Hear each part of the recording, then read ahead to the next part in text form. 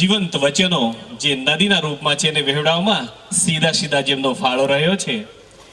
જે ટાપરવાડા મંડળીથી સીધા કોશિમદા મંડળી અને ફેડરેશનની અનેક મંડળીઓની સ્થાપના થઈ છે. હું જ્યારે ત્રીજામાં હતો ત્યારે પણ સાંભળવા માટે પાસ્ટર તુલાજી સાહેબને કરંજવેલ મંડળીમાં જતો અને એમને ધ્યાનથી સાંભળતો. ત્યારે આજે 44 યર્સની આ સમયગાળામાં પણ ફરી મને એક ચાન્સ મળ્યો કે આ પુલપીઠ પર દેવના વચનોની અગવાઈ અને એને સાંભળવા માટે. હાલેલુયા. તો વિનંતી છે કોશિમદા મંડળીની ઝાંખી અહીં રજૂ કરવા માટે હું વિનંતી કરીશ ફેડરેશનના સિનિયર ટ્રસ્ટી અને આ મંડળીના પાસ્ટર સાહેબ પાસ્ટર તુલાજીભાઈ સાહેબને ખાસ ઇન્વાઇટ કરીશું. જોરદાર તાળીઓથી વધાવી લઈએ જ્યાં ટૂંકી ઝાંખી આપણી વચ્ચે રજૂ કરશું માન્ય સાહેબ. Thank you. હાલેલુયા. અદ્ભુત વચનો પ્રભુના પ્રિયદાસ સ્ટેનેલી જોન દ્વારા આપણને પ્રાપ્ત થયા. આ સમયે મંડળીની ઝાંખી હું વાંચી સંભળાવીશ ટૂંક સમય માટે.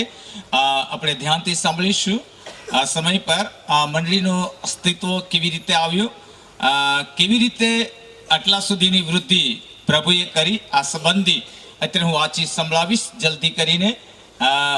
એ રીતેનો આપણે સાંભળીશું. પ્રથમ ટાપરવાડા ગામે પ્રભુના પ્રિયદાસ ઠાકોરભાઈના ઘરની પરસાળમાં આત્મિક જાગૃતિની સંગત શરૂઆત થઈ. ત્યાં પ્રભુએ ચિહ્નો અને ચમત્કારો સહિત કામો કર્યા હતા. અને એવા સમયમાં તે સાંભળીને 1973-74માં સિરીસપાડા ગામથી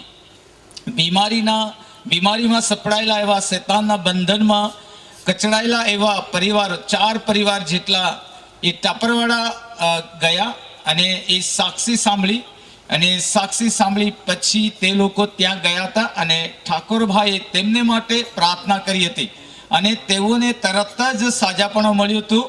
અને ત્યાર પછી આ સાંભળી હું પણ ટાપરવાડા સંગતમાં ગયો અને મેં અદ્ભુત દેવની હાજરી અને ચમત્કારો જોયા. અને 1974-75 સુધી અમે ટાપરવાડા અમારી માતૃમંડળી રવિવારીય ભક્તિ સભામાં અમે ત્યાં ભાગ લેતા રહ્યા.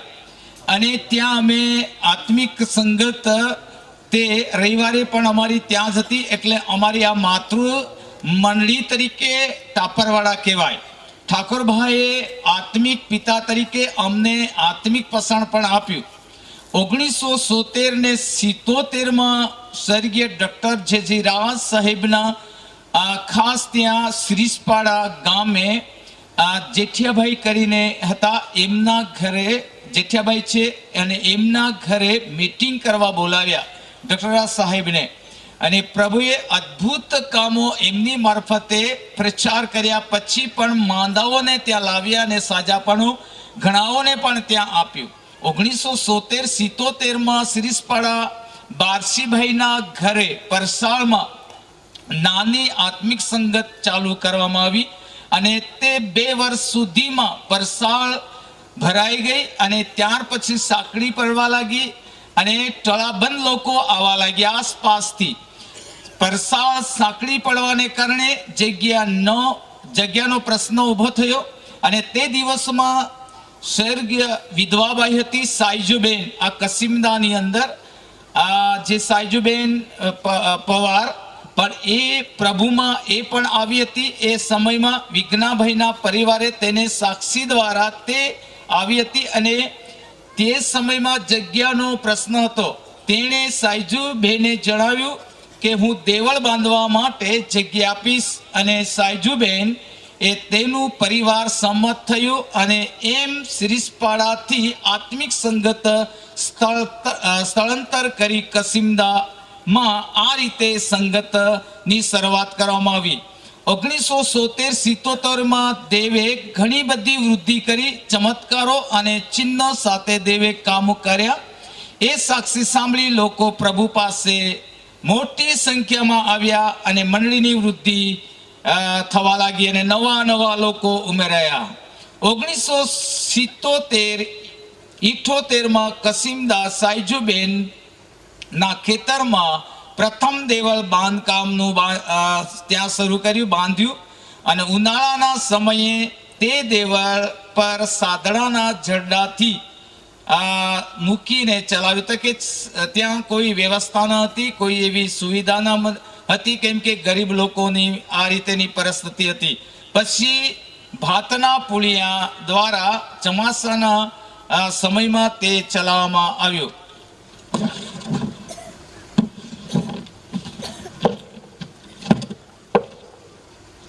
અને એ જ પ્રમાણે તે દિવસોમાં દાન આવતું હતું. એ દાન તે સમયમાં ખાસ કરીને 50 રૂપિયા, એટલે કે માનો કે 1.5 રૂપિયા કે 2 રૂપિયા જેટલું આવતું હતું. અને તે સમયે 1 પૈસા, 2 પૈસા, 3 પૈસા અને 5 પૈસા અને 10 પૈસાનો સમય જેવો હતો. 10 આ રીતેનો સમય હતો.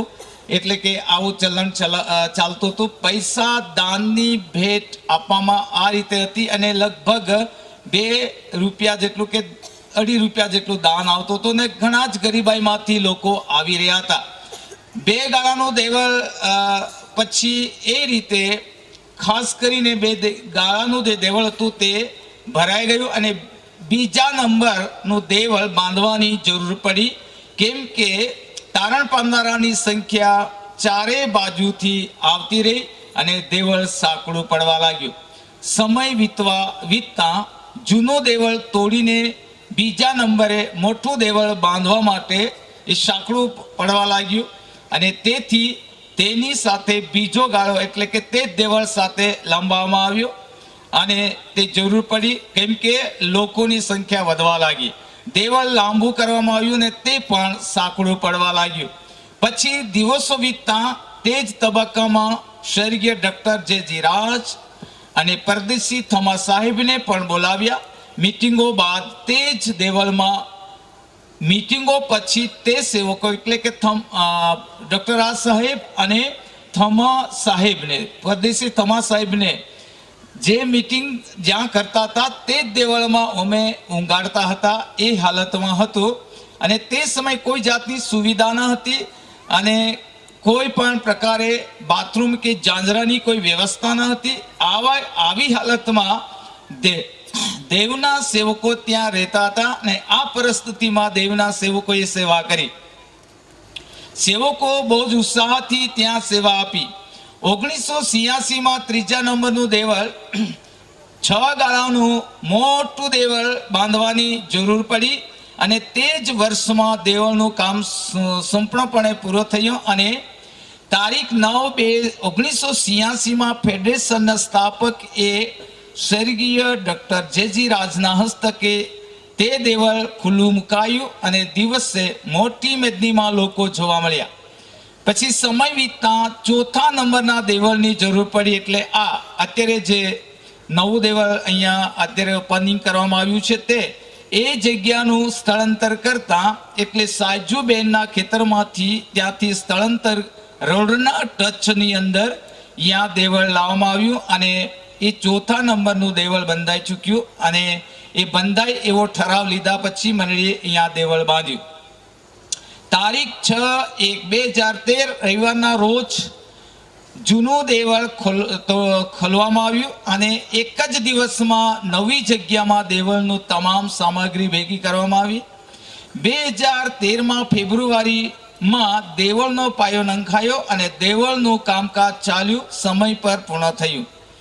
2014માં જૂન 10/6/2014ના દિવસે ચક્રવાત કુદરતી તોફાની પવનથી દેવળના અડધા ભાગના ઉપરથી જે પતરા છે, આ દેવળના પતરા 2014માં આ ચક્રવાત પવન દ્વારા, કુદરતી તોફાની પવન દ્વારા જે દેવળનો ઉપલો ભાગ ખુલ્લો હોવાને લઈને પવન ભરાઈ ગયો અને અડધા ભાગથી ઉપરના પતરા ઉડાડી ને દૂર ફેંકી દેવામાં આવ્યા. પણ એ જ સમયે આ સંખ્યાબળને હિસાબે એકતા યુનિટીને લીધે ખાસ કરીને એક દિવસ પછી બીજા ત્રીજા દિવસે જેવું દેવળ હતું તેવું પાછું નળિયા મૂકીને દેવળો આરાધના ચાલુ થઈ ગઈ. Praise the lord. અને આ રીતે દેવળની અંદર ખાસ રહ્યું ચાલુ. અને પછી હાલમાં દેવળ જે બાંધવામાં આવ્યું એ હાલમાં દેવળ શ્રમદાનથી પરિવારોમાંથી ફાળો અમુક દાન દાતાઓ દ્વારા સહયોગ દ્વારા પરિપૂર્ણ થઈ ચૂક્યું છે. અને ખાસ કરીને અહીંયા ઘણા એવા દાનદાતાઓ પણ હતા. અહીંયા ગામના સરપંચ શ્રી રાજુભાઈ એમના પરિવાર તરફથી, બરડીપાડાના જે રાજુભાઈ એમના તરફથી પણ ઘણો બધો સાથ સહયોગ આપવામાં આવ્યો. અને કમલેશભાઈ જે છે એના તરફથી પણ ઘણો બધો સાથ સહયોગ આપવામાં આવ્યો આ દેવળ બાંધકામમાં. અન્ય લોકો મંડળીના પરિવારોમાંથી શ્રમદાન દ્વારા અને અહીંયા કેટલાક ગામોમાંથી લોકો આવે છે એમના શ્રમદાન દ્વારા અને ફાળા દ્વારા આ દેવળ પરિપૂર્ણ આ રીતે બાંધકામમાં સાથ આપવામાં આવ્યો. તારણ પામનારાઓની સંખ્યા વધતી રહી છે. હાલમાં દેવળ હજુ પણ ભરાઈ જાય છે અને હજુ એવું લાગે છે કે ફૂલ સાથ સહયોગ સાથે અમને બહુ જ સારો સહયોગ અમે તેઓથી પણ આશીર્વાદિત બન્યા છે. અને મને પાલક તરીકેની સેવામાં પ્રભુએ ખૂબ જ સહાય કરી છે.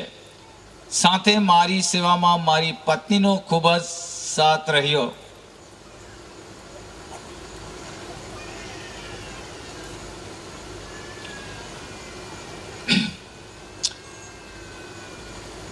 ઘણા બધા સાથી સેવકો અને પ્રભુની સહાયથી મંડળીની વૃદ્ધિ થઈ છે.